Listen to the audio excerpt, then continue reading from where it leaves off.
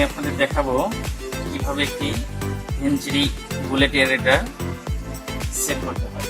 এটা আমাদের 2 ইঞ্চিটি 2 ইঞ্চিটির সাপোর্ট হিসাবে আমরা 2.5 বুশ ব্যবহার করছি। 2.5 বুশের সাথে একটি 1.5 ইঞ্চি নিপল আমাদের লাগাতে হবে। 1.5 ইঞ্চি নিপল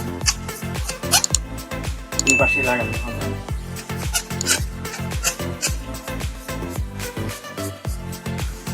এর সাথে আমরা 1.5 ইঞ্চি একটা টি লাগাবো।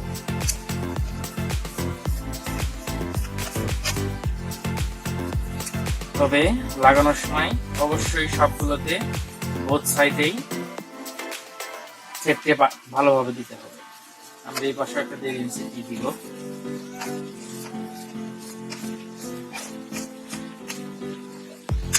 এটা পাম্প থেকে যে ডেলিভারি পাইপটা এখানে এসে লাগবে।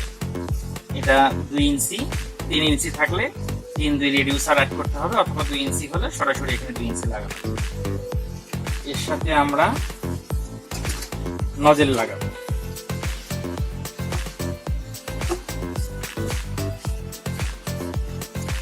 নজেল লাগবে, এটা 2 সাইডে লাগবে।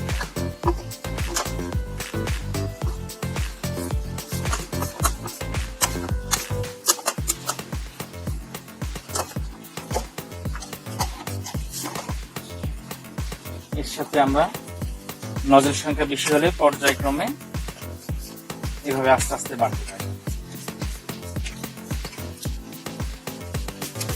আবার একটা 1.5 ইঞ্চি লাগাবো আমরা।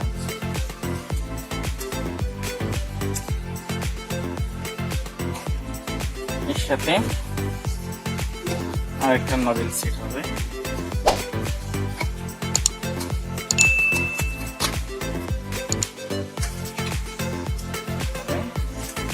আমরা যদি নজেল সংখ্যা 6টা হয় তাহলে 3টা রাইট সাইডে দিব, 3টা লেফট সাইডে। যখন আমাদের নজেল শেষ নজেল সংখ্যা হবে তখন লাস্টে আমরা এলবো দিয়ে একটা কর্নার নিব। আর একটা 1.5 ইঞ্চি এলবো, আমরা 1.5 ইঞ্চি এলবো ব্যবহার করবো।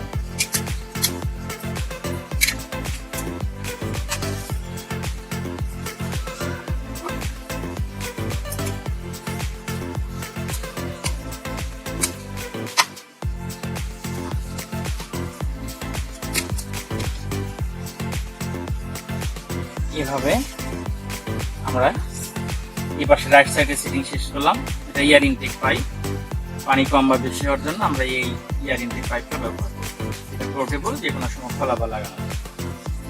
এভাবে একটা ভেঞ্চুরি এয়ারেটর ফুল সেটিং করা যায়।